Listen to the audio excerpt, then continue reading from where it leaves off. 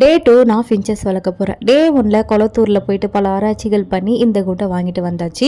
இன்னைக்கு டே 2 பல்லாவரம் சந்தை போகலாம்னு சொல்லிட்டு அதிகாலை கிளம்பணும்னு நினச்சோம். பட் வெட்ட வெயிலில் தான் கிளம்புற மாதிரி இருந்தது. போனோடனே ஃபுல்லாக செடி பார்க்கவே அழகாக இருந்தது. அதெல்லாம் பார்த்துக்கிட்டே அப்படியே நம்ம வேலையை பார்க்கலான்னு போயாச்சு. என்ன நாங்கள் போனது மதியானம்ன்றனால கலெக்ஷன் கொஞ்சம் கம்மியாக தான் இருந்தது. என்னென்ன வேற ஜாலியாக காக்டெயில் தோல் மேலே வச்சுட்டு போஸ் கொடுத்துட்டு இருந்தாரு. ஸோ அதெல்லாம் பார்த்து முடிச்சுட்டு அடுத்த கடைக்கு மூவ் ஆகியாச்சு. அங்கே போயிட்டு எங்கள் ஃபிஷ்ஷுக்கும் கொஞ்சம் வாங்க வேண்டிய ஐட்டம்ஸ்லாம் இருந்தது. உண்மையாக சொல்லலாம் பார்க்கணுன்னுலாம் வரல. பட் பார்த்தோன்னே சரி நல்லா இருக்கே கொஞ்சம் ட்ரை பண்ணலாமேன்னு சொல்லிட்டு வாங்கினோம். இதில் பார்க்கறதுக்கு செம்ம க்யூட்டாக இருந்தது. குட்டி குட்டியாக அதில் ஒரு 2-3 ஐட்டத்தை அள்ளி போட்டுட்டு அப்படியே ஜூஜூலாம் கொஞ்சம் பார்த்துட்டு இருந்தோம். என் பிடிச்சிருக்கு இந்த ஜூஜூ வளர்க்கணும்னு ஒரு ஆசையாக. பட் எனக்கு அதை பார்க்கவே பிடிக்கல. அதெல்லாம் முடிச்சுட்டு நம்ம வந்த வேலையை வாங்கிட்டும் வந்தாச்சு.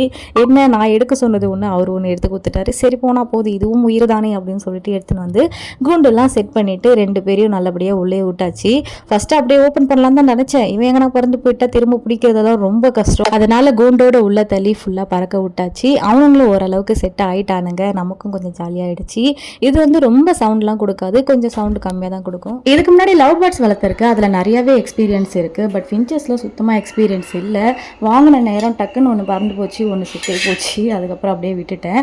ஸோ அதுக்கப்புறம் இப்போ தான் வந்து ஃபின்ச்சஸ் வாங்குறேன். இது எப்படி வளர்க்குறதுன்ற டிப்ஸ்லாம் உங்களுக்கு தெரிஞ்சால் கண்டிப்பாக சொல்லுங்கள்.